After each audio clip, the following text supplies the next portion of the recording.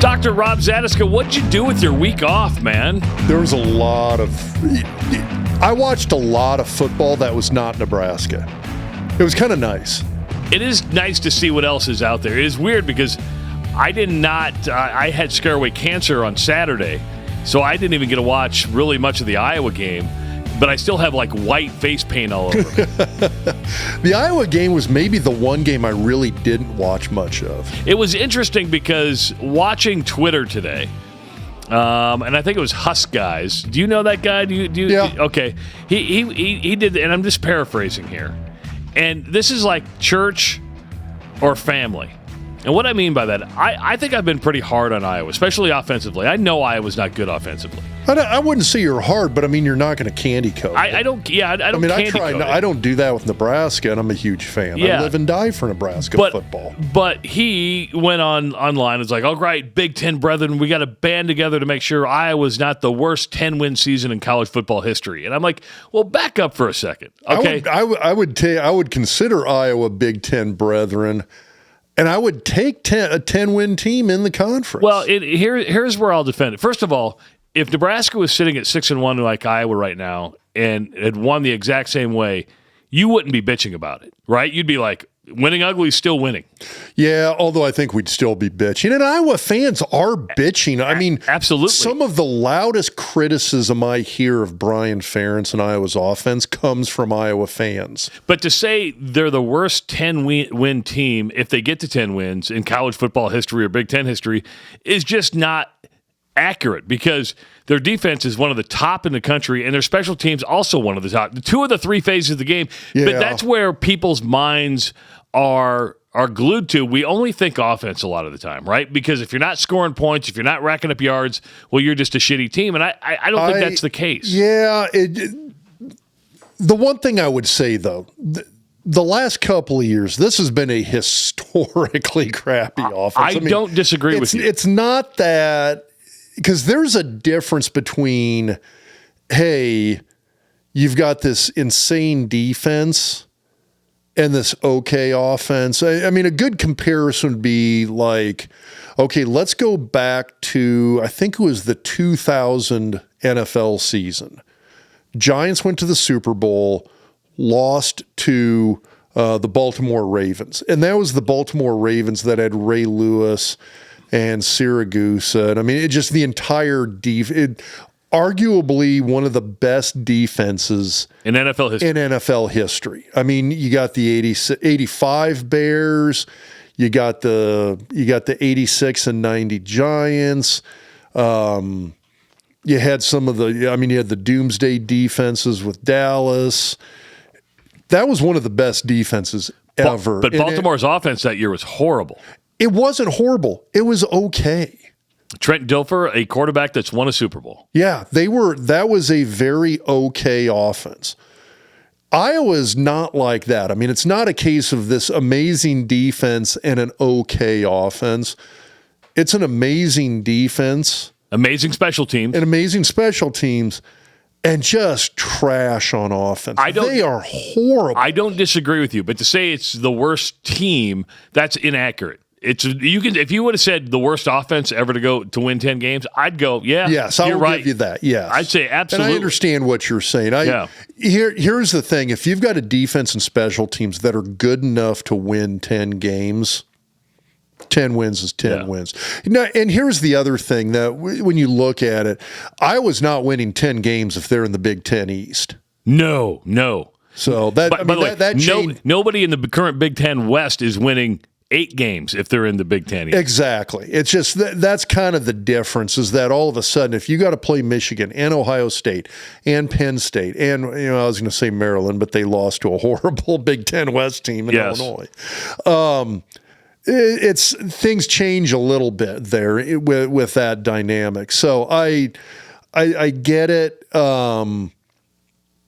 They're going to win a lot of games because of the conference and the division of that conference that they're in. I don't dispute that. But when you're talking about a total team effort, that's not the case. 2 of their 3, and I'm beating a dead horse, and I'm repeating the same talking points. But I will agree the offense is brutal, but to say it would be the worst 10-win team if they get there is just inaccurate. And there's kind of this perception thing, because if you flip it around and you've got one of these teams that's just scoring explosion on offense. And we see this. Oklahoma State is a perfect example when they were winning, right? USC. Yes. Like when all of those Lincoln Riley teams, it's like they would just outscore everybody. Well, once in a while, if you can slow that offense down, even a pinch, Notre Dame this past weekend, Utah in the past has kind of slowed them down just a little bit. If you can slow that offense down at all, you can beat them. And it's just, but I mean, that perception is different when it's an amazing offense and a crappy defense. Nobody bitches and moans about that as much as they do when it's flip-flopped. If it's amazing defense, great special teams, but the offense is terrible, people look at you with disdain. And I don't know why that is. I would ask anybody out there, would you rather have a crappy offense and a really good defense, or a really good offense and a really crappy defense? You'll take the great defense every time. I would anyway. Yeah, I probably would too. I mean, it'd be way better if you had a mediocre offense and a great defense. Yes. But hey, we're drinking beer today, by the way. We are drinking from Monday Night Brewing down in Atlanta, Georgia. This is from Craig, who I think's making another stop coming up. He texted us earlier this week and said, hey, you'll have beer like at the end of October, first part of November, but we're drinking some Monday Night Brewing out of Atlanta. And I'm drinking the Blind Pirate, which is a blood orange IPA. This is pretty good. And I've had that before. That's a good one. Yeah. I'm having the Slap Fight, which is their West Coast IPA. Slap Fight? Slap Fight. Damn. I think that happened in the Logan Paul boxing match last night. Did you see that? I saw I saw the guy got disqualified, then the two of them going after it after that. Yeah, so. That was it turned into this weird pseudo MMA thing at the end. Do you like MMA? I watch almost zero MMA, which is weird because I'm a huge boxing fan. Like, I love great boxing. Yeah, the MMA, it's interesting because I haven't gotten into it. I was getting into it, and then one year the UFC came to the CHI Center, and I went to it, and I sat right by the ring. I was bothered. I was disturbed. Like just how brutal it was. I wasn't prepared for the brutalness, the gladiator. I mean, I know you're taking shots, but it was like, oh my God. Yeah. And people loving it. I'm like, this is really weird to me. All of a sudden you understand how the Colosseum and, like you said, gladiators, how that actually exists in human history, because we still have it today. Man, it just freaked me out, and I've never been the same since. I haven't been able to get into it I watch it, and I'm like, I don't think I can watch this. It's an interesting sport. The problem for me with it is, I don't know, it's almost too many variables. I mean, you're combining jiu-jitsu with boxing, with wrestling, and it's and I don't know, some people kind of like that. I kind of like to narrow the variables down. If I want to see wrestling, I'm going to watch wrestling. If I want to see boxing, I'll watch boxing. Yeah, it's I grew up with Hagler, Hearns. I was big Sugar Ray Leonard. I was a big Hagler fan. I still think he got robbed in that last fight against Sugar Ray. I remember I had like you remember when you were growing up, you could get those Hutch football uniforms. Oh yeah. I also had like a Sugar Ray Leonard. I thought I was going to be a boxer one time until I realized I couldn't take one off the chin. I could not take a punch. It was one of those things like, boxing's not for me. Oh, we always like back in the day would always get the all the big fights on pay-per-view. You'd get together with 2 or 3 buddies, go over to one of their houses. Everybody would chip in their $7 or whatever it is to get the fight. We'd watch that. I mean, that was when I was in junior high and high school. That was like the heyday of Mike Tyson. You know, but boxing has its problems, right? Because you have different promoters, you have different networks, the HBO teams, the Showtime teams, and it can't get out of its own way to set up the best fights on a race. Look at Bud Crawford, but it took Bud Crawford forever into his 30s to get the fight that he wanted. That's and he still smoked the guy. But it's hard to do that. You can't get those guys to come together. And you've got the different divisions. I mean, when it's the WBC and the WBA and the IBF, and I mean, like after a while, it's just you would like to think there would be one pro division for the sport, which is probably one of the things that I think UFC kind of got right is that you really have like. At least at the top tier, there's one division. Yeah, and Dana White says the best guys are going to fight the best guys because that's what people want to see. Yeah, and I was going to say he's kind of a dictator within that organization, but it's worked in the sense that you do have the best guys going up against each other, and there you go. Your wife was actually, and your daughter went down to Florida. They were at the Florida State-Syracuse game, right? Look at you sporting the Florida State gear. I got to root for some team. When Nebraska's not playing, I do have other teams I like to follow. I'm going to ask you this because, Owen, when you went to KU, we went down to watch KU a number of times, went to basketball, went to some football games. I fell in love with KU just because the campus is nice. I felt like, you know what, my son goes to school there. I'm going to support him. After he left. There's other cool places. Yeah, but after he left, I don't follow him as much. When your daughter's done at FSU, are you still going to be a Florida State fan? Are you still going to be? Yeah, really? I probably will. Well, for one thing, I always kind of had a soft spot for Bobby Bowden. Even after like that, they're one of the few teams I never beat. Like we got back and got that win against Miami. Never did beat Florida State. I forgot about that. Does that bother you today? A little bit. Any other team bother you? Beat every other team, didn't you? Is there a team that you never beat? Yeah, 0-2 against Washington. Oh, man. I kind of felt like we got robbed that second year up in Seattle. We were the better team, and that was another one of those that you walked out of there just kind of going like, I feel like there was a weird amount of home cooking with the referees. And I say that, keep in mind, I'm one of those guys, that's an era where there was not replay. You didn't have replay. We didn't have overtime even. And so if the refs made a bad call, it was really, really ingrained into you in that era that you just accepted all calls, whether they were good or bad. I mean, you really had this expectation of, hey, if you want to win the game and there's going to be bad calls, you got to play well enough to beat the bad calls. You got to be better than the bad calls. Got to be better than the officiating. That was sort of the mentality that you tried to play with. And so if you had a game where there was a handful of bad officiating calls, that was kind of par for the course and you just lived with it.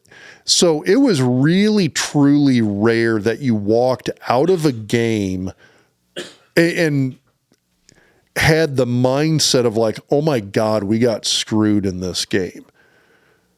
That second game against Washington in Seattle, I kind of feel like we got shafted by the refs a little bit. I don't think it was intentional. It was just, man, the refs had a bad day and it cost us the game. The other one was that national title game against Florida State. I didn't hold a lot of ill will against Florida State over it. I'm still pissed at that officiating crew. At the same time, that's in an era where guys, it's like what they see at the time, they're going to call it. And if they're wrong, and there's no reviewing it. So coming up, and if you subscribe to our YouTube channel, which if you're watching this on YouTube right now, please subscribe to the channel. If you haven't subscribed, or if you have subscribed, thank you very much. But we also have the Doc's Diagnosis on there. We're not going to give the whole thing away, but one of the Doc's Diagnosis we do this week are the top performing coaches midway through the season. Mike Norvell is one of those guys. And 2 years ago, 3 years ago, he was a guy that was on the hot seat. After year two at Florida State. And even year 3, there was still a lot of questions. But he's turned it around. And we're not going to give you the whole list, but Norvell's one of those guys who's doing a really good job. And I would actually say one of the things I would give a lot of credit to is the Florida State athletic department, their administration, and sticking by him, because they had run through a handful of coaches because they kind of, I don't know, for lack of a better phraseology, sort of forced Bowden to retire. And it was maybe time. It was. They brought in Jimbo Fisher. Fisher won a national title. That was when they had Jameis Winston. I think they went to the playoffs a couple years in a row with Fisher. And then he kind of recruiting lapsed. He lost a handful of assistant coaches. He sort of left the cupboard empty at Florida State. And then before things really took a turn, he bolted for A&M and just these massive amounts of dollars. And it kind of really left a bad taste in the mouth of Florida State fans. Then they went through a period where they had a couple of coaches. Things just didn't click. And then they hired Norvell. And he kind of had 1 or 2 years where things didn't go well. But I think everyone's like, okay, you're going to have a couple of rebuild years here. Year 3 was the tough one because I think they had some good players. That was, I'm just blanking on their quarterback, Travis. Oh, I forget. This is going to drive me nuts. Oh, my God. We've got a producer that can do that. I got too many guys here bouncing around my head right now. But I think it does show, and this is where people maybe need to be patient with Matt Rule. It doesn't happen overnight. Travis. It doesn't happen overnight. No, but it was year 3 they had Jordan Travis. I don't think he started the whole year, but they had Jordan Travis. I think that was actually the year they opened up the season against Notre Dame and got smoked. And everybody was just like, okay, this Norvell thing, it's just not going to work. And so they had a pretty darn mediocre year in year 3 with him. And then last year, year 4, all of a sudden they kind of turn a corner. They get some big wins. They had that, then they knock off LSU early in the year in Louisiana. I think they had a really big win against a ranked North Carolina team. And all of a sudden, everybody's like, well, okay, maybe this is the guy. And they're playing better. They get some transfers. They got Verse at defensive end. The defense is playing well. They get a couple of other transfers at wide receiver. And all of a sudden, they're playing some really, really good football right now. And if you go watch them play, man, whether it's a good team, whether it's a bad team, they're playing consistent, they're playing well, and they're winning. And it's nice to see. But, I mean, God, they had 3 years where, I mean, that year 3, he was on the hot seat. And it was interesting to see how they stuck with him. And they're up to number 4 in the rankings. They're 6-0. And you mentioned Jimbo Fisher. So we do the top performing coaches, and just to let you know, Norvell's one of them. The underperforming coaches, no surprise, Jimbo Fisher, which if you haven't listened, and I'm going to go back and say this again because I've said it every week I said it last week. Go back and listen to the Joe Moglia podcast that we did about 2 weeks ago because he goes into how he approaches hiring somebody. In fact, he was so motivated by our podcast, he went back and did his own video. Did you see that? I did. So Joe goes, I was on the Doc Talk podcast and they asked me about my hiring practices, and he goes into talking about that. Jimbo Fisher, the way Texas A&M hired him, it was a splash at the time. It has not turned into a splash, but the guarantees that they gave him show you what's wrong with college football. It really does, because it can really hamstring a program in trying to get out of a deal. Well, and Mowgli had talked about that on the podcast where he said if you look at the way you hire people in the business world and the contracts you give them, and I can't remember the term, but basically the productivity expectations that you have, if you're not meeting them, you're going to get fired. And he said in the football world, he said everything's front loaded. There's tons of guaranteed money. He said it's some of the worst. He said college football coaching hires. He said it's some of the worst business practices ever. Yes, and it's hard not to disagree with that. I mean, look at the money that Nebraska's paid out over the last 15 years. And the thing that's interesting is that's chump change. Yeah. I mean, everybody bitches and moans about, well, what could have been done with that money. The fact is it's pocket change. But Jimbo Fisher's not chump change. No, he's not. And it's amazing how locked in he is with those dollars. But tangenting here a little bit, I've had so many people who have listened to that Joe Moglia podcast say it's one of the best pods anytime Joe's on, it's one of the best podcasts we have. And everybody's like, oh, it's not a Nebraska football podcast. So they don't get as many listens. If you go and listen to it, he is so good. He's so good, and so much really good, practical, real information that translates from the business world and even the real world to college football. And that's why I just thought it was interesting that he went back and cut a video in his office talking about his hiring practices, because you may be a boss right now. You may be a manager. You may be an employee who is getting ready to switch jobs. There's so much information that you can use there on either how to negotiate your deal, or if you're a hiring manager, on how to hire somebody. Oh, absolutely. I went back right away and I told our HR department, said, hey, listen, you need to talk money first. Money should not be the last thing you talk about. Money should be the first thing you talk about. And that's the thing that was interesting, because when you talk about hiring, because it's the hardest thing to talk about. Yeah. Well, and with our anesthesia group, we basically function as a small business. Yeah. When you hire a new anesthesiologist, you talk money first. Said, hey, it pays $700,000. Historically, it's one of the last things we talk about. And no, I don't make $700,000 a year. But no, it's whether it's docs, nurses, that tends to be one of the last things that gets talked about.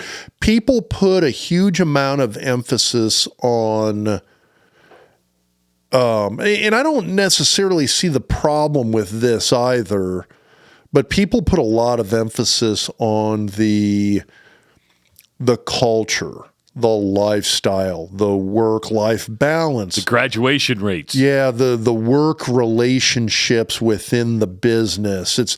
That's the stuff that I think everybody and their dog emphasizes. And then at the very end, it's, okay, we're going to talk about money because we want that to not be the important thing. And I do understand that in the sense of, hey, when you get up and go to work every day, are you going just because of the dollars? And you would hope people are getting up and going to work every day because they like the job, because they like what they're doing. They like the mission. They like the people they're working with. That's what you hope is important. But damn, at the end of the day, if you're not getting paid what you want to get paid for a given job, it's just, man, you're right. It's not going to fly. Put that out there first and say, okay, here's what it pays. Are you willing to work for that? And if you're not, let's just forget everything else. So one of the big things that happened in Nebraska football over the weekend, and it's a reason you and I don't talk recruiting a lot. Listen, Rob and I are never going to do a recruiting podcast. I don't have the time. Although I do like talking about it. Yeah, you don't have the time to live on a 17-year-old's Twitter page or his Facebook page. It's a little weird. It's a little weird. There's guys I follow, and there's guys I'd try to do an evaluation of. If you ask me, I'll go look at their huddle tape and tell you what I think. But there are no guarantees, right? And this is why I hate verbal commitments, because everybody gets together and go, oh, he verbally committed, he put on the hat, he's happy. Doesn't mean jack shit. Doesn't mean anything. Carter Nelson is a Nebraska commit. He's one of the best tight ends in the country. And people freak athlete. And people are freaking out right now because Carter Nelson this weekend went to the USC Notre Dame game, and he was there on a visit for Notre Dame. And people are like, why would you do that? Well, there's a number of reasons why you would do it. First of all, you get so many visits a year. There's nothing wrong with taking visits. Nothing wrong with it. Matter of fact, I'd take as many as I can. What are you allowed? 5, I think it is. Well, this is a game day. Well, actually, I'm not sure. Was it an official visit? Because there's official visits, which is where the school pays your way. Pays your way. So I think it's still 5 on those. There's unofficial visits where you pay your own travel expenses, and my understanding, you can take as many of those as you want. Now, should Nebraska fans be worried that Carter Nelson was at Notre Dame? I think they should, because he was there for the USC game, and they watched him kick the crap out of USC. Yeah. Yes, I'd be worried. Now here's the thing too. If you are a college football team right now, and this is in the era of like the Travis Kelce's and the George Kittles and the Noah Fants and TJ Hawkinsons and all the other great NFL tight ends out there. George Kittle? I just said George Kittle. Oh, I thought you said Hawkinson in Noah Fant. I said George Kittle, too. I spaced that out. And Travis Kelce. Yeah. You were gazing longingly at Carter Nelson's picture. No, I was looking at your Oyster City hat is what I was doing. That's tasty beer, by the way. I had one of those yesterday in celebration of the Florida State win. Anyway, the point I was going to make is, can you have too many super athletic tight ends on a team right now? No. No. Let's line up 3 of those guys on every single play. If I'm an offensive coordinator right now, I want 3 of those guys. I want 3 guys who are 6'7", 240 to 260 pounds, lining up on the field every single play. Yeah, let's see what your 6'1", 195-pound safety can do with this guy. And Nelson's one of those guys, right? He is, and that's kind of the whole Fedoni thing in Lincoln, is that you got this guy who's 6'7", I don't know what, 240, and can run, can jump, long arms, and he's a great blocker. He kicks the shit out of people blocking. Is he perfect? No. And this is really the first year that he's had a chance to really get on the field and play in a football game in like 3 years. So he's still kind of finding his way, but you see these flashes of athletic brilliance with him that I think as long as he stays healthy, he's going to be really something. But that's the kind of guy that everybody's going after right now. And Carter Nelson is totally that guy. Notre Dame, like it or not, and there's going to be plenty of Domer haters that listen to this podcast, Notre Dame's one of those schools that for 95% of the kids, 97% of the kids, if they ask you to visit, you go visit. You're going. Yes. And I'm one of those Notre Dame haters. Can't stand Notre Dame. But you understand. I kind of dig Freeman, though. But you understand the mystique, the history, and everything that goes with Notre Dame. And I've never been there. It's one of the – Texas A&M is the best football stadium I've ever been to. The best campus I've ever been on is Notre Dame's campus. And everybody I've talked to who's been there has said that. All the Nebraska fans who went there in 2001 did the red out at the stadium there for the Nebraska Notre Dame game. Every single one of those Husker fans I talked to came back and they all said, yeah, I get it. After being there, yes. I lived there I get it. I lived there for a week up there because I went up like the week before the game. I spent the whole week there. And I just now, the great thing about if you do go to school there, if you want to recruit against it, you recruit against South Bend because South Bend is a shithole. South Bend is a bad town. It is there is a clear difference between the campus of Notre Dame and the city of South Bend. South Bend's a shithole. Which I got to be honest with you. I'm like mapping it right now. He's literally mapping it. I am. Like, I don't even know where in Indiana South Bend is. It's like on the Michigan border. That's what they call it, Michiana, right? Okay, so it's way up there. Yeah. Because I've driven through Indiana more times. Because I used to live in New Jersey. We would drive between Nebraska and New Jersey all the time. It wasn't that unusual. But the point is, we don't get excited about verbal commits because you can back out of it. I'll use Caden Proctor at Iowa as an example. Here's a kid that was the number 1 offensive lineman recruit. Yeah, that's literally almost Michigan. Yes, But Caden Proctor was the number one offensive line recruit in the country, had committed to Iowa. Everybody thought, well, he's from Iowa. Why wouldn't he go to Iowa? You got what is perceived to be one of the best offensive lines that produces NFL. Where was he at? Southeast Polk, the number one team in the state there. And then Nick Saban comes in, and before you know it, Caden, and everybody's like, oh, all the NIL money. No, Alabama called, right? Yeah. I mean, it's just one of those things when certain schools call, you go, oh, maybe I should listen to this. Dude, Southeast Polk is a freaking machine for churning out athletes. Well, yeah, and so is West Des Moines, Dowling Catholic. I mean, there's a number of schools that are, but it's just when Alabama calls, you see Nick Saban's on the phone, you go, oh, I better pick this one up. I better go see what it's about. And Nebraska used to be that way. I do believe that. Nebraska's not there. It can get there again, but it's just not in that realm. Yeah, our recruiting battles. Yes. Used to be against the big Florida schools, Clemson, USC, UCLA. Texas, Oklahoma. Yeah, you would go in and get in recruiting fights with those schools. Yeah. I mean, Aaron Graham almost he wanted to be a Sooner, right? Yeah.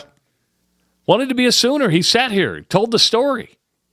Ended up in Nebraska. By the way, if you want a good podcast, there's another. There's a really another good. Now, it's not reason to hit the panic button yet, but that's why kids go to these schools and take these visits because, well, you have to. You just have to. Yeah, I don't. Well, and here's the other thing too is that, I mean, when it comes to recruiting, you want a kid who's going to be happy and 100% with you. Yes. If there's questions, you want that kid to go answer those questions. What you don't want to do is recruit them and have them sitting on your campus kind of wondering, did he make the right decision or not? Because with the portal now, you can get out pretty quick. Yeah, you can. And, you're talking about professional athletes essentially that are 1-year contracts. I watched Rick Pitino on the Boomer Esiason show the other day. He was talking to Boomer. He's like, listen, we have professional athletes that are 1-year contracts and they're free agents. That's the way he's approaching the job at St. John's. That's the way, and I'm not saying you have to like it. I'm not saying I like it. That's just the world you live in right now. It is, and that's what I think recruiting's turning into to a fair degree.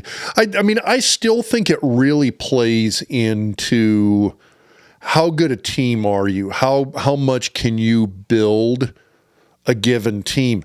What are your chances of taking a player and either winning games and or getting a player to the NFL? And if you can show that you can do those things, you're going to be great at recruiting. That's one of the draws to Alabama. It's not necessarily the NIL money. It's the fact that players look at it and say, I'm going to have a chance at the playoffs. And even more so, I'm going to have a chance at developing and going to the NFL. Hey, make sure to take advantage of Betfred's Pro Football Bonus. Place a game day wager on any pro football first touchdown score, and you'll get paid out 2 times the odds in cash if your bet wins and the player scores a second touchdown. Use the promo code SCORE on your Betfred app. And also take advantage of the parlay bonus. When you place 9 football parlays, the 10th parlay is on Fred. Get rewarded with up to a $100 Fred bet each week of the pro football season. Use the promo code parlay.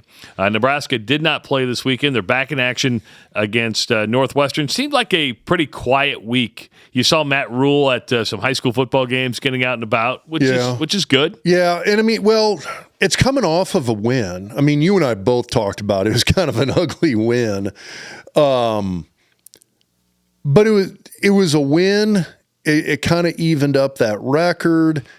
It kind of leaves you with that, okay, you've got stuff to work on and you got stuff to fix, but they still won the game. And you're looking at the next 3 opponents going, here's 3 more games that they can potentially win. Well, I don't look at any of these as a gimme, as bad as some of these teams are. Now, you and I had a discussion about a week ago about Northwestern and how bad they are, but it's definitely they've got the chance to win this game. And if they do, all of a sudden, now you've got 4 and you're 2 away from bowl eligibility. And I think that was kind of the thing Nebraska fans really, really wanted to see. was that 6 wins. I think that was the number that people really wanted to see happen. Just because it does give you that chance to go to a bowl game, get that extra few weeks to months worth of practice in that Nebraska hasn't gotten for the last several years. But yeah, we'll see what happens. But yeah, it's been a quiet week, and I think Nebraska fans have been happy to go into that bye with the win, knowing that they've got another potential win coming up here. Well, I think there's a good chance. Okay, maybe not a good chance, but there is a chance that come the end of the season, Iowa and Nebraska could be playing for the Big Ten West Division title. Think about that. Yeah, okay, so you're looking at the schedule here. You got it pulled up on your computers. You got Northwestern, then Purdue, then Michigan State. I think technically all games Nebraska has the capability of winning. They've also, and I'm going to say this as well, all 3 of those teams can beat Nebraska. Nebraska had a solid team last year and lost. I think we were, Northwestern's only win last year? God, I think so. I think you're right. I think it was. I think Northwestern lost out after that Nebraska game. So it's you can't tell me Northwestern's doesn't have they've got at least a 50-50. Right now, Betfred, if you go to the Betfred Sports app, Nebraska's a 13.5-point favorite. Nebraska double-digit. That's a double-digit spread. That's actually pretty. I'm not touching it. There's no way I'm going to touch it. I'll be curious to see what Scott says. So we're meeting with Scott Wednesday night. Wednesday night. If you haven't watched, best show in college football. It is. It's a really good college football show. The best show, as Rob likes to say. It has the most for a 45-minute to hour-long podcast, live YouTube show. So much freaking information every damn week. I want to see what Scott says. I want to see what his numbers are saying because, dude, he's been money. Yeah, he missed on the. I think he missed on the Iowa State game this week. He likes Cincinnati, but I mean, and that's going to happen. But even if you're not a bettor, but he was right. He was right about Ohio State. Yeah. And he was right about what was the other game last? Oh, the Oklahoma game last against Texas. Yeah. But 13.5 Nebraska's favorite at home. It makes sense. I just don't trust Nebraska at this point. I don't trust Northwestern ever.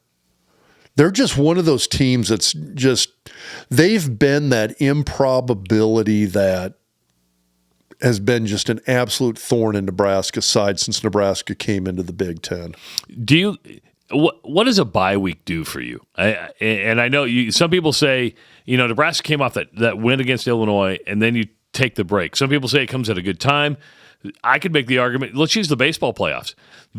Look at the Baltimore Orioles are gone. The Atlanta Braves are gone. The Dodgers are gone. You're talking about the 3 best teams in baseball who had a 5-day wait because they got the bye, should we say, and they all got knocked out in the divisional series. A lot of people looked at it and said it's because they got out of the rhythm. Yes, I hated it.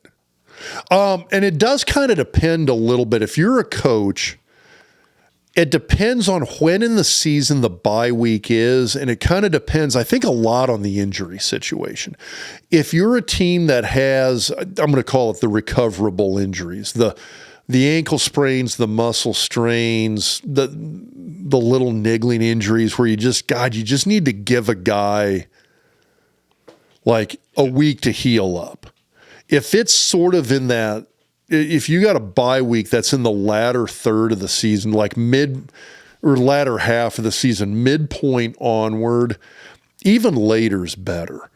But I mean, if you're one of those teams that has some of those injuries and you just got to get guys healed up a bit, I get it. I like it. It's fine.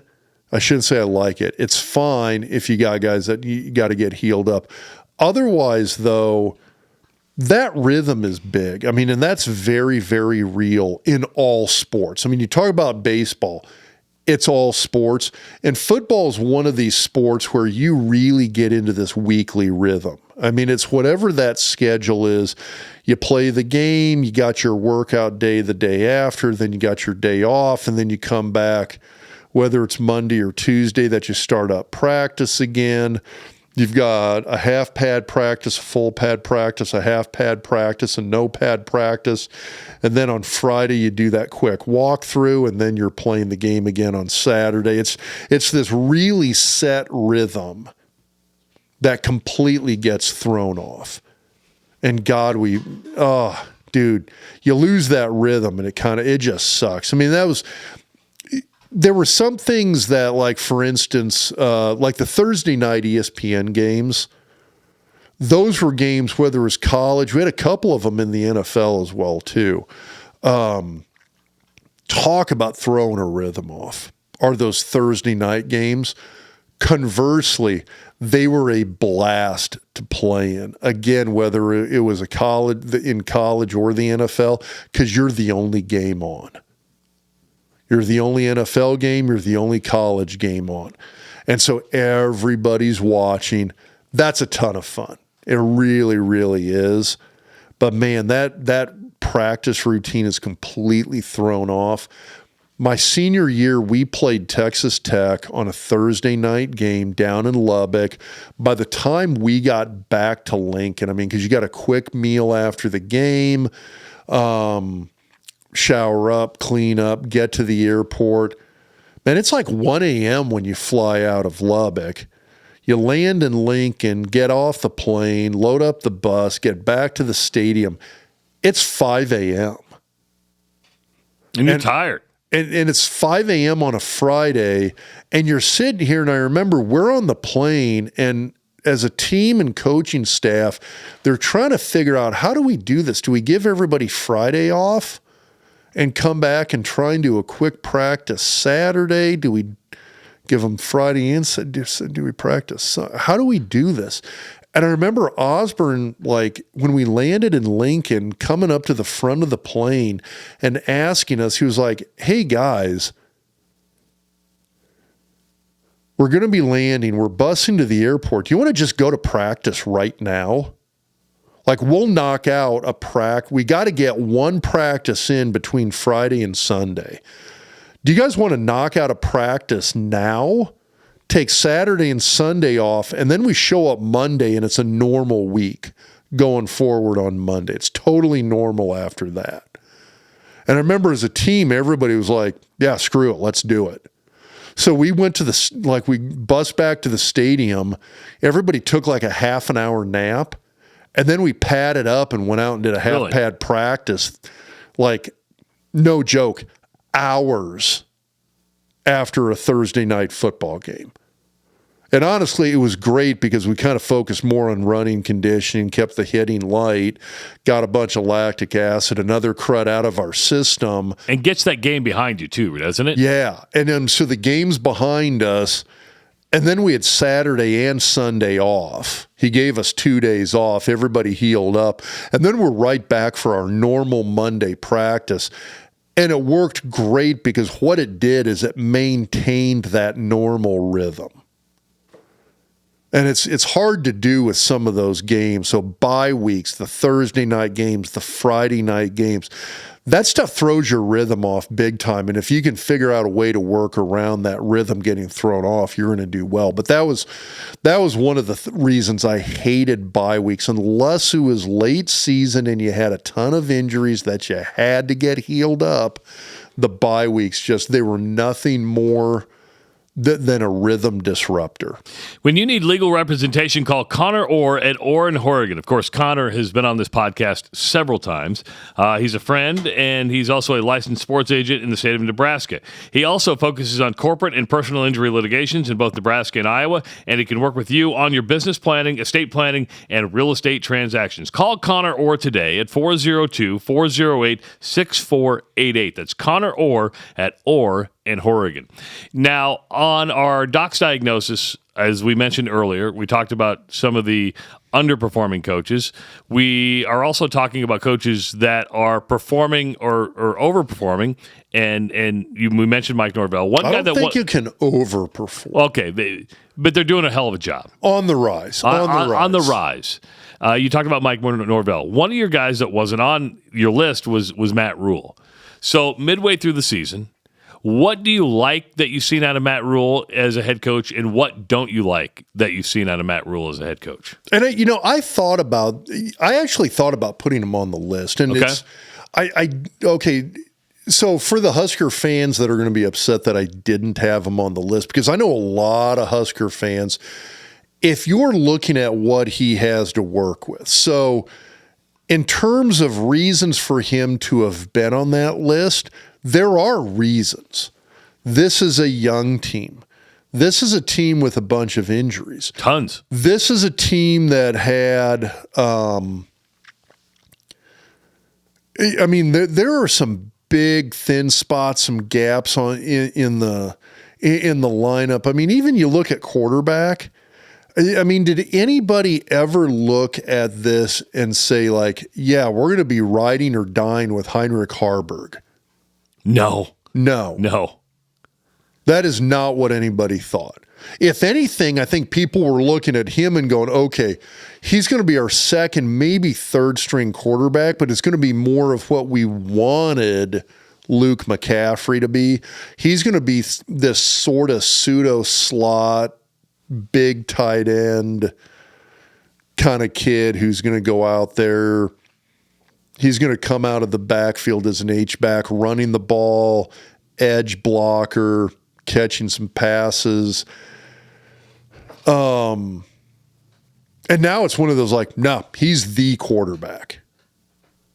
And I don't think that's what anybody thought. But at the same time, too, the reason I say that, it illustrates how thin that position is at Nebraska right now. Rob, it's funny because a lot of the comments, and I should read some from YouTube, and we don't, for some reason, we didn't get any, maybe it's because when you don't play, the questions don't come in. But, and Owen, if you can pull up some of the comments on YouTube, I think there was one about Harburg or just, and it was, they're not sold on him. There are fans out there that don't want him to be the quarterback. And I remember, but all he's done is won. Jeff Sims didn't win. Yeah. He's a game. And I think, oh boy, I don't want to throw anybody in the media under the bus here. Go ahead. Well, no, I thought it was Steve Sipple down with the Lincoln Journal-Star. I thought Sipple might have made. Was it Sipple who said that neither Sims nor Harburg is going to be Nebraska's starting quarterback next year?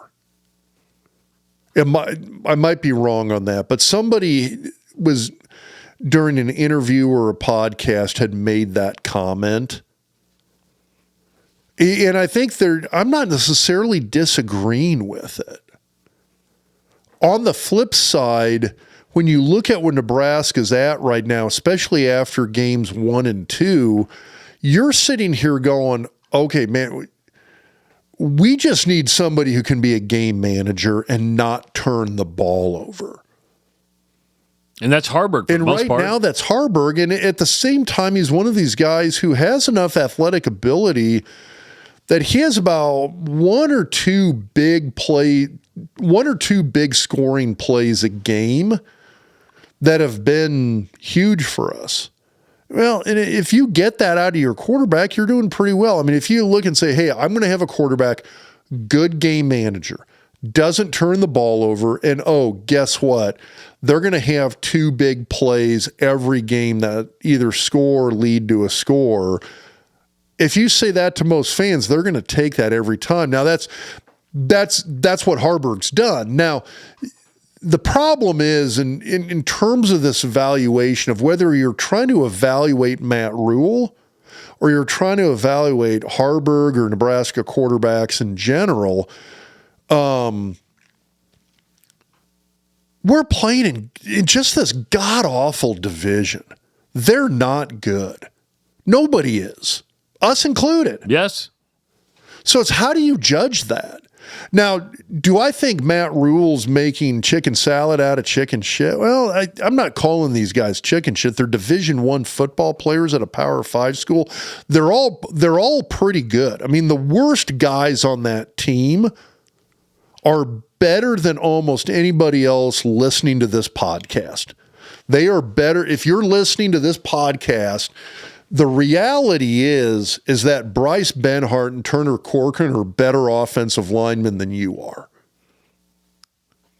except for the host. Unless You're Rob Zadis. Yeah, unless you're like Zach Wiegert listening to this podcast. Or Aaron Graham. Yeah. Or Brendan Stye. Exactly. So, I mean, but you know what I mean. Yeah, I do. I mean, it's easy to sit back and criticize these guys, but on the flip side, they're Power 5 starting offensive linemen, which means they're better than most people out there.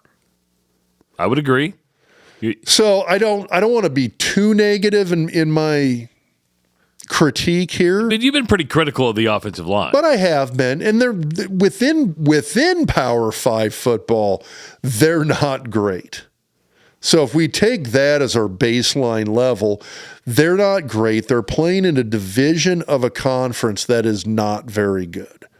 And the entire division is down this year. I mean, there's years that Northwestern is a very good team and Iowa's a very good team. Michigan State's, they're East, I guess. Yeah.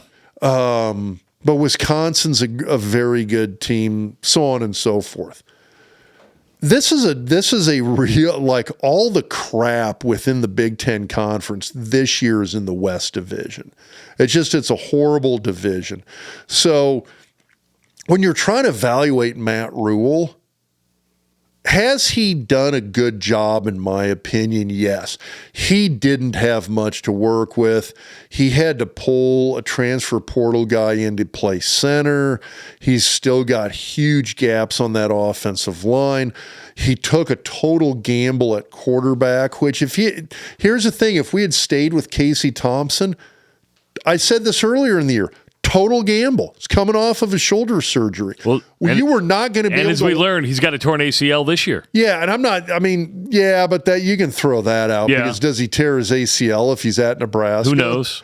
But he's a guy that even when he was healthy before tearing that ACL, he had a good game, he had a bad game. It's kind of hard to tell how good he was going to be this year down there in Florida. That was a gamble either way, and they took a gamble on Sims, and I don't think it panned out. But here's the other thing: it might not have panned out if they stayed with Casey Thompson either. That's why there are no guarantees. Same with recruiting; there are no guarantees. What if Casey Thompson crashes and burns this year? Guess what the bitch and moan was going to be? Why didn't you go get a quarterback? Why didn't we go get a portal guy? That's going to be the fallback for a lot of fans at almost every position. Yeah. Why didn't we get for time eternal going forward? Everybody's going to sit back and be like, dude, we should. Why don't we go get some portal? Look what Dion's done at Colorado. Why didn't we go get 80 portal guys? Because then you're going to get beat by a 1-win Stanford team. I think over time the portal is going to even out. Coaches won't rely on the portal as much as you think. Some will, some won't, but I think the good ones won't. Yeah, it'll be interesting to see how that one plays out because Dion made a point that why would you go get an unproven high school kid to completely fill up a roster as opposed to getting a handful of portal guys that you know how they've performed at the college level. Because if you're a coach worth your salt and you think you can develop a guy, you're going to go get a high school guy. You're in the portal. You're in the portal for a reason. Now, if you want to go get a guy, it is an interesting dynamic because I see it playing out at multiple levels in NC2A football. And like at multiple schools within Division I. Here, you tell me if I'm wrong. If I'm going to go get a portal guy, I'm going to go get a guy at South Dakota State, North Dakota State, Northern Iowa that you're like, oh, that guy's really good. It's the proven commodity thing. Like the guy I look at that was sort of like, in my opinion, the model portal guy, Samari Torre, if you want like an example close to home. Here's a guy who's a 2-time All-American wide receiver at an FCS school up at Montana. Okay, that's a solid level, good competition, and the guy had high-level productivity. And he came to Nebraska and had high-level productivity and made it to the NFL. And that's what I'm talking about. The competition you're seeing at that level. If you're in a Power 5 or even like a MAC or something like that. Yeah, but you're probably going to portal for a reason. And maybe even some of these lower conferences might be the better ones because Charlie Jones went from Buffalo to Iowa, ended up being a tremendous special teams guy and a receiver, then went to Purdue. But if you're going from Power 5 to Power 5, you got to go to yourself, why are you doing that? Yeah, well, and you look at, I think it's Jared Verse at Florida State, who's an All-American defensive end at Florida State. He was an All-American defensive end. I think at university, like SUNY Albany. State University. SUNY Albany. State University of New York, Albany. That's like ooey pooey. Indiana, Purdue University, well, there's Indianapolis. You go up to New York, there's the SUNY system is huge. The State University of New York. There's like SUNYs in every city in the state of New York. It's like Penn State. Yeah. There's Penn State, but then there's like Penn State, Altoona, Pittsburgh. Penn State, Pittsburgh, Penn State, Hershey. There is a Penn State campus in like 17 locations across the state. University of Texas, University of Texas, El Paso, University of Texas, you look Antonio. at Nebraska, it's like Nebraska, Omaha, Nebraska. It's all University of Nebraska. Same kind of thing. Anyway, I think he was at Albany, and he was a highly, highly recruited defensive end. I think Nebraska offered him, actually. Anyway, he went to Florida State and has just absolutely torn it up there. He's been great. But those are the kind of guys that have this level of productivity where you look at them at a lower division and you're like, ooh, here's a guy that either A, developed into a Power 5 guy, or he was a miss by the Power 5 schools coming out of high school, proved he could play at a high level. Those are the guys you go after within the portal. Again, the portal thing you got to be careful with because keep in mind the stat that I keep coming back to, 70% of the portal players go to a lower division school. Yes. Like it's a correction. I don't have a problem with the transfer portal because of the fact that I think it corrects things. It sends a lot of guys, 70% of them, to the level they should have gone to originally. You know who benefits a lot? The NAIA schools. Yeah.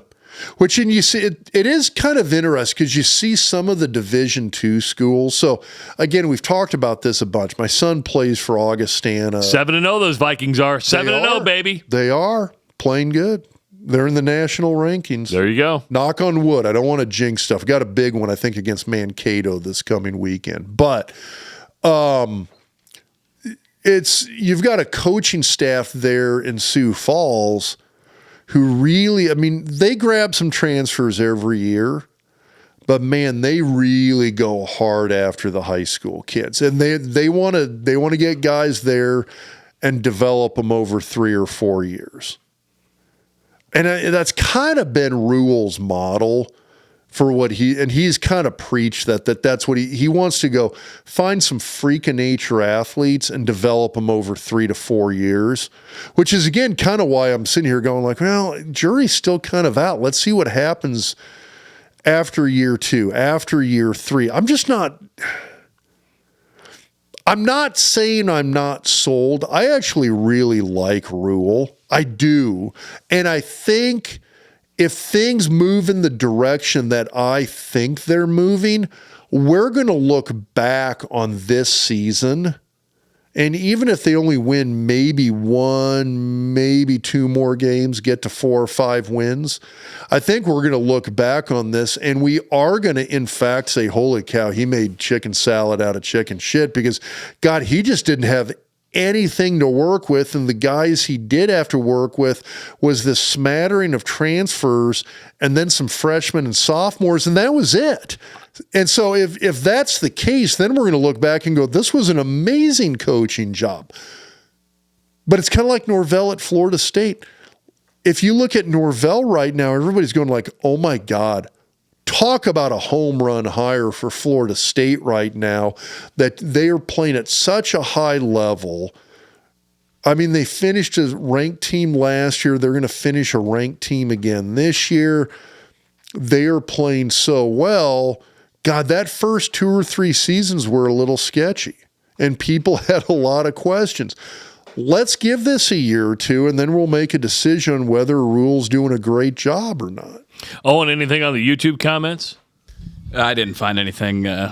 Must have been some of those live videos or something. Yeah, okay. There's lots of comments on those, and I wasn't going to look through all of them. By the way, Owen just released his fourth single on Friday called Old Jim. Did you listen to it yet? I did. It's a good song, isn't it? Yeah, it is. That's a really good song, Owen.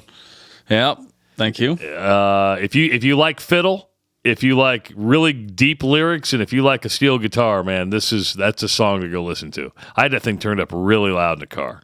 Just turn it up really loud. I was sitting in my family room listening to it late Friday night because you texted that to me late Friday. I go, check this out, man. It's really, really good. So go to Spotify, go to YouTube Music, go to Apple Music. Owen Wilson Music. Owen Justice Music. I said Owen Wilson. You did. My God. That happens to me a lot more than so you my son and think. the Loki series on Disney Plus. We were watching Loki this afternoon. I got like Owen Wilson burned into my brain. Is Owen Wilson in the Loki series? Yeah. I did not know that. Yeah. People call you Owen Wilson? I've had to take back checks. He's Morbius in Loki. Hold on. I didn't know this. People have written a check to Owen Wilson before? Yes, and I've had to take them back. Be like, you have to rewrite this and say Owen Justice. God. Dude, I'm so sorry. I feel like an idiot. I had like Owen Wilson burned into my head after watching Loki this afternoon. I mean, and it's a great. And by the way, a lot of people don't believe Travis Justice is my name. Owen Justice is his real name. It's not a stage name. But I never thought you'd get confused with Owen Wilson before. Oh my God! I just had that burned in my skull. I'm so sorry. No, you're good. Owen Justice. Better singer than Owen Wilson.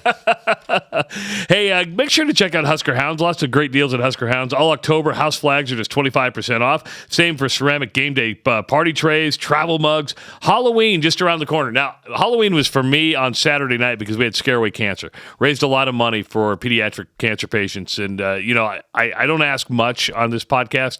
But if you go to scareawaycancer.org, you can place a donation there. That'd be very much appreciated. We help a lot of people. And last year, I think we did $176,000 in grant money. We gave a family $20,000 on Saturday night. We do quarterly grants of $10,000 to families, and it's a really good cause. But I was dressed up. I went as the Queen of Hearts. I love dressing in drag. I know that sounds really, really weird to say, but that stuck to the tape. I know, but I love dressing in drag. I do. But if you want to dress your kid up as a Husker cheerleader or even a Husker football player, you can get a cheerleader costume or football jersey 25% off. And I believe with a costume, you get free pom-poms at Husker Hounds. Love a pair of pom-poms. Did you ever go as, like in Halloween, did you dress up as a football player ever? Did you ever? Never. Never? What was your go-to costume? I dress up no more now as an adult than I ever did as a kid. Oh, I mean, we always went out. When I was a kid, Halloween was huge. Like, I kind of feel like you'd start hitting the neighborhood at like 6:30, and you didn't wrap up till like 10 p.m. At least that's what it felt like. And did you take the pillowcase too? Oh my God. Yes. We would go back to the house, empty it out, head back out again. It was, oh man. Loved Halloween. One of my favorite costumes, Headless Horseman. How'd you pull that one off? Get a big trench coat and just pull it up over your head and cinch it up top. And sometimes, were you a big kid? Did you have an early growth? Okay. Yeah. You were always big. I was always the tall kid in the back row of the class picture. Man. I did Indiana Jones a couple of years. No, I don't see that. I don't see Indiana Jones for you. Oh, man, love that movie. Yeah, I love the movies. I might have done Indiana Jones like 2 or 3 years in a row for Halloween. Did you have the whip? Oh, hell yeah. I think I braided a bullwhip out of old leather belts. Where can you get it? Can you even buy a whip anymore? Oh, yeah. Can you really? I remember as a kid. Oh, yeah. Oh, yeah. You're like, oh, yeah. What do you mean? I got like 4 of them. Like the big boot and tack shop in Lincoln was the Fort. Yeah. Was the name of it. And I'm pretty damn sure they had bullwhips. I lived in Minden, Iowa, right? So I would go help out on a farm, and they'd have a whip there. It was always fun to use it and snap it. But I'm trying to think the last time I saw a whip. You probably got to go to like a leather store. You think so? Yeah, I think they probably have a whip at like a leather store. So I can't go to like I can't go to Boot Barn or something like that to get a whip. I don't think Boot Barn, but Yeah, where would you get a whip? Bull whip for sale. Shit, Yeah, Amazon's got Amazon? plenty. Hey, they got one made out of genuine kangaroo hide. Is there a certain leather that hurts more than any other leather? The leather that hits you. Is that what it says? No, I just said what a that. great tagline, though. The leather that hits you. And do people, like, I'm sure we got some ranchers out in western Nebraska listening to this right now. Do y'all still use a bullwhip? Do you still use one? I remember I had one of the guys I went through elementary school and junior high with, Mark. Like, his family had an acreage south of Lincoln. Yeah. They had horses. Okay. God, they had a bullwhip. I remember it was always hanging. Is on that the wall at inhumane? his, well, I think they wouldn't actually whip the horses. They'd crack it, and it was the noise. It was hence the expression "crack the whip," right? Yeah. Like, you ever have a teacher that I'm going to crack the whip? Well, I'm looking at David Morgan bull whips. This is at davidmorgan.com. Whips continuously braided over a stiff handle are used in many regions, but this type was highly developed in the American West as a very heavy whip with a short handle. They are traditionally blah, blah, blah, blah, blah. He's literally reading this, folks. Yeah, you can get a genuine David Morgan bull whip. I just didn't know if I could go to Tractor Supply or Baumgars and get a whip. For $1,300. Whoa. Apparently, those are pretty high end. 13? And It's a really nice bullwhip. And I remember as kids, because we're stupid, you would take the whip and you'd crack it. You'd try to hit the feet of your buddy. And you'd hit them, and then they'd start bawling, and then you felt bad. You look back now, you're like, God, that was really stupid. Man, I just didn't know where you can get a whip. So there would be some rancher, and please do. Yeah, Tractor Supply has. Tractor Supply does? Okay. Yeah, they got 10-foot bull whips. Deluxe braided bull whip. I could hang out in Tractor Supply or Baumgars like all day long. I don't know what it is, and I don't even live on a farm. I don't live on a farm. It's just that small town kid in me. You are from Iowa. I am from Iowa. You are from Iowa. Yeah. What's God, there's one there just west of Des Moines. The store where it's like Fleet Farm. Thank you. Oregon. Owen Wilson knew exactly what I was talking about there. So I think one's coming to Omaha. One's coming to Omaha. Yeah. I think so there's a Fleet Farm in Sioux Falls too. But yeah, Fleet Farm. I've been in that Fleet Farm once.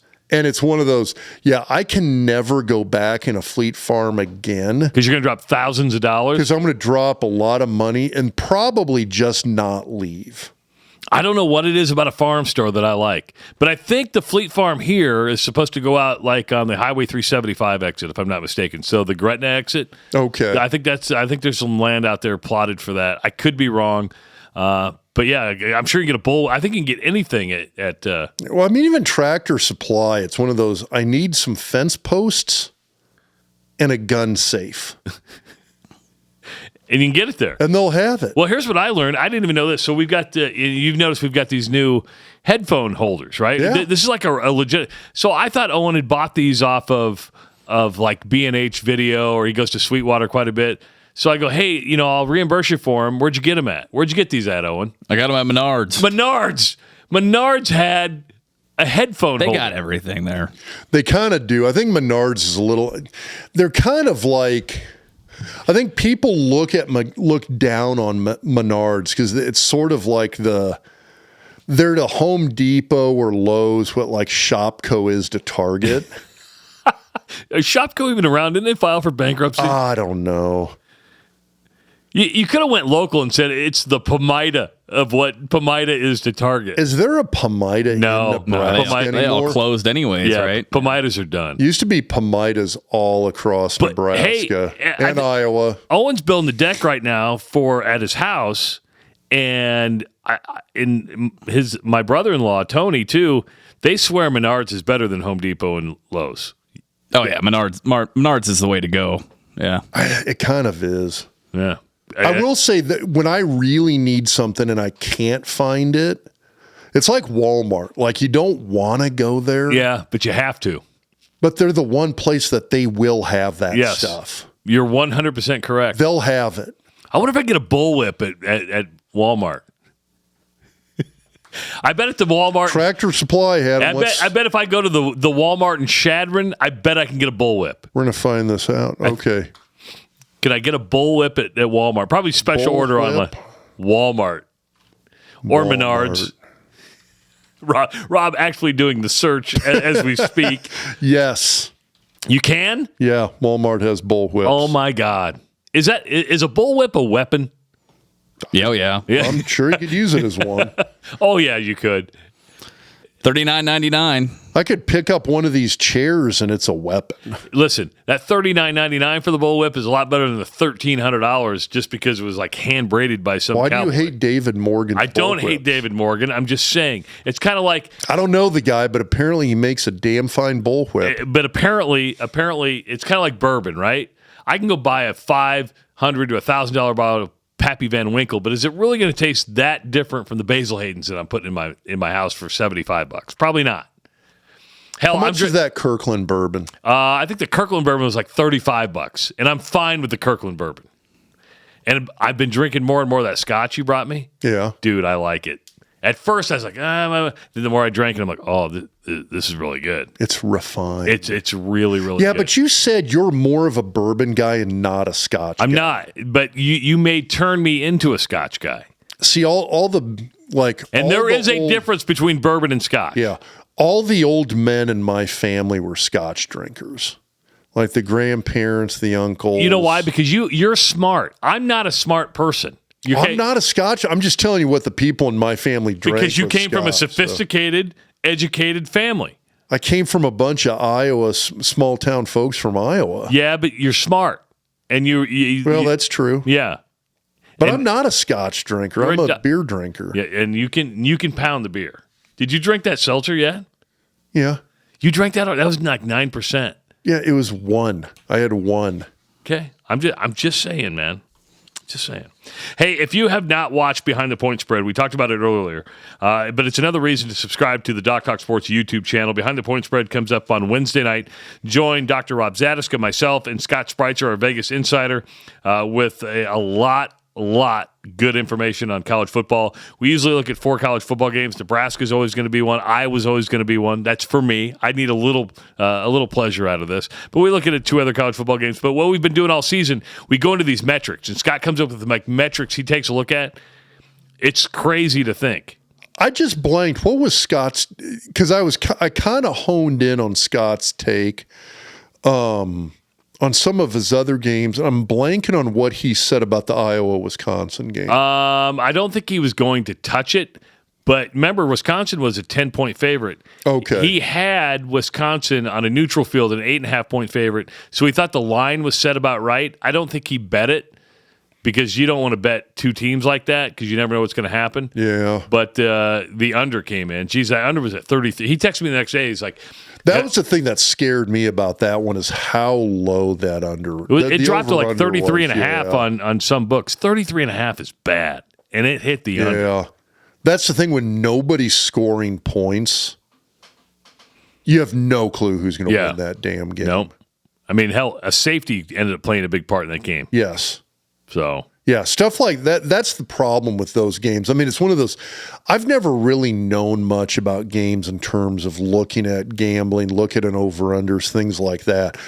I watch that, and all of a sudden, you kind of start to understand the statistical backgrounds that play into how these games shape up. And by the way, we're not saying there's no guarantee when it comes to, because listen, Wisconsin was a 10-point favorite against Iowa and got beat. Okay. In Wisconsin.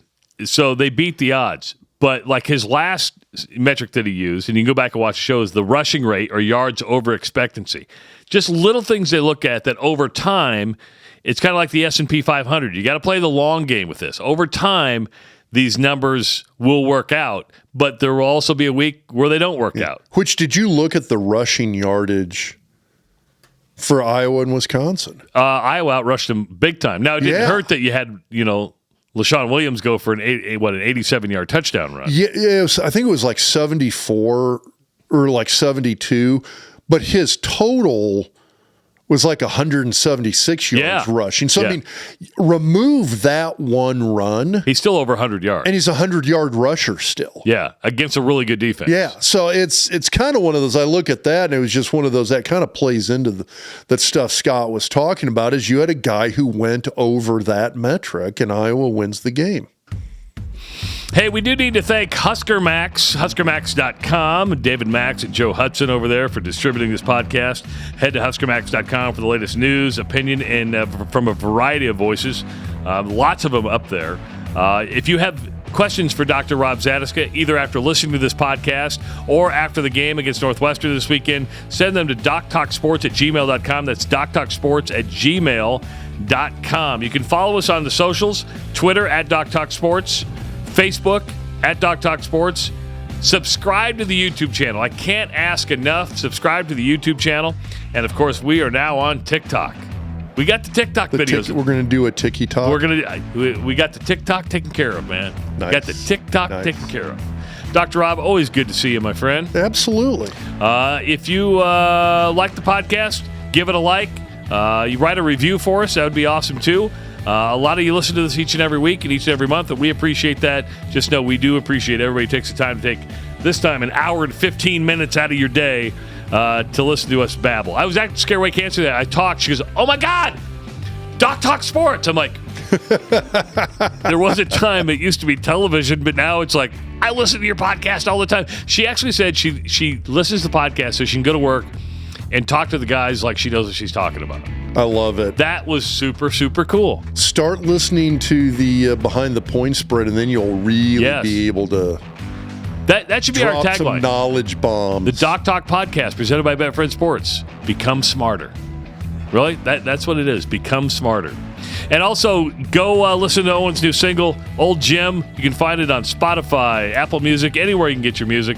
In fact, listen to all 4 songs that he has released. He's got an album coming out, I believe, in December. We'll talk more about that as the season goes along. For Dr. Rob Zatechka, producer, visionary, Owen Wilson, Owen Justice. I'm Travis Justice. We'll talk to you next time on the Doc Talk podcast presented by Betfred Sports.